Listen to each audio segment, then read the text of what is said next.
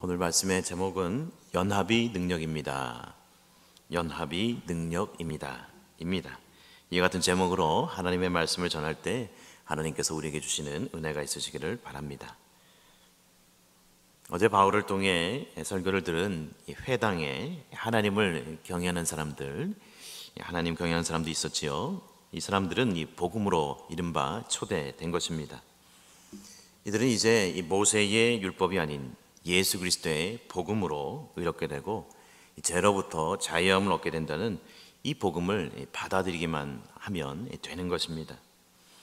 오늘 42절과 43절 말씀 보니 이러합니다. 그들이 나갈새 사람들이 청하되 다음 안식일에도 이 말씀을 하라 하더라. 회당의 모임이 끝난 후에 유대인과 유대교에 입교한 경건한 사람들이 많이 바울과 바나바를 따르니 두 사도가 더불어 말하고 항상 하나님의 은혜 가운데 있으라 권하니라 라고 말씀을 하고 있습니다. 즉 그들은 나가면서 이 바울과 사도들에게 무엇이라고 말했습니까? 다음 안식일에도 이 말씀을 하라고 호의적으로 청하는 모습을 우리는 살펴보았죠. 또한 이 회당의 모임이 끝난 후에 유대인과 즉 유대교에 입교한 이 경건한 사람들이 바울과 바나바를 따르는 모습을 우리는 말씀 속에서 확인할 수가 있습니다. 여기서 이들이 바울과 바나바를 따른다고 심지어 표현하고 있지 않습니까? 이 복음을 받아들인 지 얼마 되지 않았는데 따른다. 참 호의적이고 적극적인 그런 모습을 오늘 이 말씀을 통해서 확인하게 되는데요. 이것은 제자가 스승을 따를 때 쓰인 성경의 여느 구절과 같은 의미입니다. 예를 들어서 마태복음 9장 9절에 예수께서 그곳을 떠나 지나가시다가 마테라 하는 사람이 세관에 앉아있는 것을 보시고 이르시되 나를 따르라 하시니 일어나 따르니라 할 때 그 원어에 쓰인 이 따르다라는 의미는 동일한 같은 의미인 것입니다. 즉 이들은 아직 온전한 제자의 이름은 아니지만 온전한 제자의 모습은 아니지만 복음이 그들의 마음밭에 떨어지니 회중들의 마음이 움직이고 있습니다. 그들의 마음이 동하고 있습니다. 성령님이 역사하고 있는 것입니다. 그러자 두 사도가 이들에게 더불어 말하고 격려하는 것입니다. 항상 하나님의 은혜 가운데 있으십시오라는 그런 권면을 하는 거예요. 이 권면하다에 쓰인 단어 이 파레칼룬이라는 단어는요, 이 강력하게 권하다 그런 뜻을 가지고 있다고 합니다. 즉 회중들이 그 마음이 그만큼 이 바울의 설교에 감동 감화를 받았고 복음의 마음이 활짝 열렸기 때문에 사도 바울은 하나님의 은혜 가운데 있으십시오, 있으라 라고 강하게 권면하고 권하고 있습니다. 여러분 이처럼 복음은요 듣는 이들에게 관심을 불어일으킵니다. 또 한 번 이 설교를 들은 뒤에 이들은 궁금증이 많이 생겼을 것입니다. 그래서 사도들은 그들과 더불어 대화를 계속하는 것입니다. 아마 질문도 하고 또 대답도 하는 일들이 또 한 시간 얼마 동안 계속되었을 것을 우리가 유추해 볼 수가 있는데요. 마치 수업 시간이 끝나고 선생님께 질문하는 이 학생들과 같이 이들에게는 은혜에 대한 그런 목마름이 피어나기 시작한 것입니다. 즉 바울과 바나바는 이들에게 매우 성실히 대답을 합니다. 여러분 이때 바울은 설교를 했잖아요. 그러나 바나바는 말씀을 전하지 않았습니다.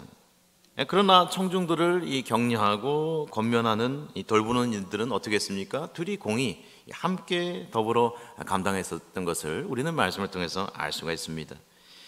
여러분 복음을 전하는 일에는요 이처럼 무엇이 중요합니까? 연합이 중요합니다. 동역이 중요합니다. 이 바울과 바나바는요 이 순간 함께 연합하여서 같이 사역을 감당하고 있습니다. 비록 뒤에 이 훗날에 2차 선교 여행 직전에 그들을 전에 떠났던 이 마가 때문에 이 바나바와 바울이 다투는 순간이 있어요. 나중에 우리가 살펴볼 건데 그 순간이 있지만은 그러나 기본적으로 늘 바나바와 바울은 어떻게 했습니까? 항상 연합했습니다. 항상 동역했습니다. 같이 있습니다. 이 복음을 위해서 그들은 어떤 일이든 함께 더불어 감당을 했습니다. 여러분 이처럼 연합이 능력인 것입니다. 하나됨이 능력입니다. 그래서 우리가 함께 주님의 일을 감당할 여러 가지 일들이 있잖아요. 동역을 할 때 이 복음과 혹은 생명과 또 하나님 나라와 이 맞바꿀 만한 그런 일이 아니라면은 서로 양보하고 져주는 것이 참 중요합니다. 그것이 바로 하나님의 능력인 것입니다. 그때 하나님의 능력이 드러나고 하나됨의 능력이 드러나고 엄청난 또 시너지 효과가 나오는 것입니다. 요한복음 13장 35절은 너희가 서로 사랑하면 이로써 모든 사람이 너희가 내 제자인 줄 알리라 라고 말씀하고 있습니다.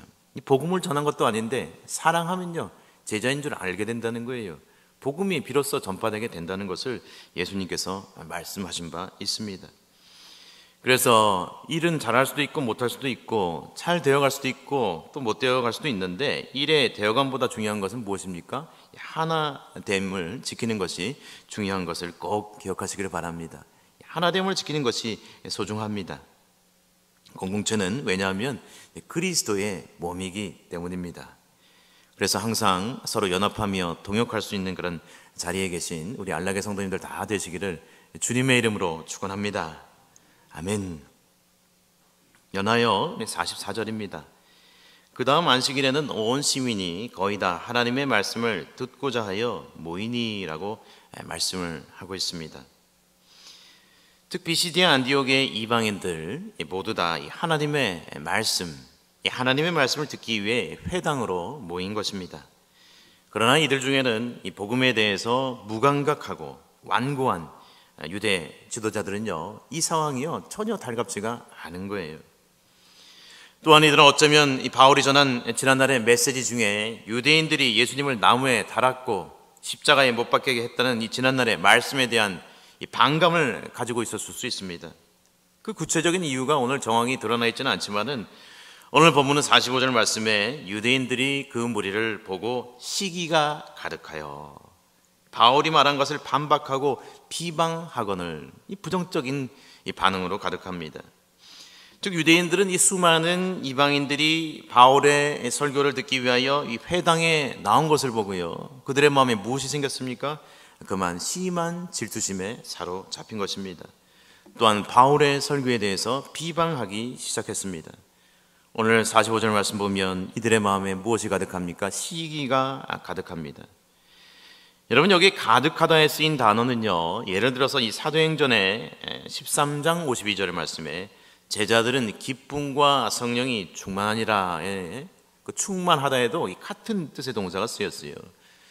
그런데 같은 뜻의 동사가 쓰였지만 그 상황은 서로 대조가 되고 다른 것입니다. 그렇죠? 이처럼 바울과 일행에 대한 이 적대감으로 가득한 유대 지도자들은요 시기로 가득한 모습을 보였고 이 반면 이 겸손함으로 하나님의 은혜를 받아들인 비시디아 안디옥의 회심한 이방인들은 기쁨과 성령으로 충만한 가득한 이 대조적인 모습을 보이고 있습니다. 여러분 우리 안에 사람 안에도요 이 공간이 있다고 합니다. 여기 또 컵이 있지만 이 컵 안에 물이 차듯이 우리 사람 안에도 어떤 공간 보이지 않는 공간이 있지 않겠습니까? 그런데 나의 평생을 무엇으로 채우느냐에 따라서 우리의 인생이 달라진다는 것입니다. 특히 성도인 우리들은요 하나님의 자녀인 우리들은요 성령으로 채우지 않으면요 나도 모르게 죄와 욕심과 시기로 채워지는 것입니다. 그러므로 우리는 늘 깨어 기도해야 하는 것입니다. 날마다 성령 충만을 구해야 하는 줄로 믿습니다. 사랑하는 여러분 유대 지도자들이요 왜 시기심에 사로잡혔을까요? 비유컨대 그들은요 수강생을 빼앗겼다고 생각하는 거예요. 비유입니다. 그들도 유대교를 이방인들에게 전하고자 했는데 바울이 말씀을 전하고 이 전도를 하니까 그들은 이것이 이내 못마땅했던 것입니다. 어쩌면 그들은 바울과 바나바의 등장이요 이 굴러온 돌이 박힌 돌 빼낸다는 그런 생각이 들었을지도 모릅니다. 오늘 46절입니다. 바울과 바나바가 이 담대히 말하여 이르되 하나님의 말씀을 마땅히 먼저 너희에게 전할 것이로되 너희가 그것을 버리고 영생을 얻기에 합당하지 않은 자로 자처하기로 우리가 이방인에게로 향하노라 라고 말씀합니다. 즉 바울과 바나바는 이 유대의 지도자들에게 담대히 말하는 것입니다. 그들이 하나님의 말씀을 버렸다는 것입니다. 그들이 스스로 영생 얻기에 합당하지 않은 자로 자처를 했다는 것입니다. 그리고 바울은 47절에서 주께서 이같이 우리에게 명하시되 내가 너를 이방의 빛으로 삼아 너로 땅끝까지 구원하게 하리라 하셨느니라 하니라고 말씀하는데 이것은 구약 성경의 인용입니다. 특별히 이사야서 49장 6절 말씀의 인용인데요 즉 바울은 여기서 이방인들이 하나님의 약속을 받는 입장이 되었음을 명확히 하는 것입니다. 이방인들이 하나님의 은혜를 받는 수혜자가 되었다는 것입니다. 하나님의 아들 예수 그리스도 이 구원자로 말미암아 즉 한 분의 순종하심으로 놀라운 구원의 역사가 일어났다는 것입니다. 할렐루야.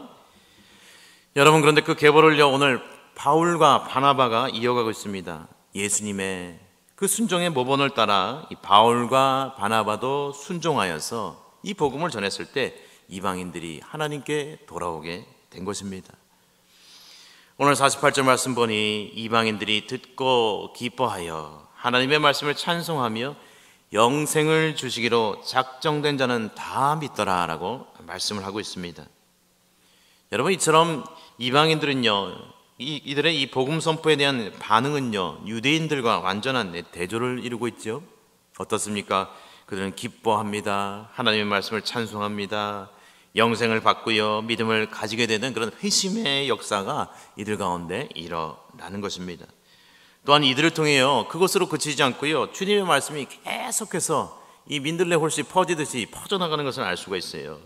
오늘 49절의 말씀에 보니 주의 말씀이 그 지방에 두루 퍼지니라 라고 말씀하고 있습니다.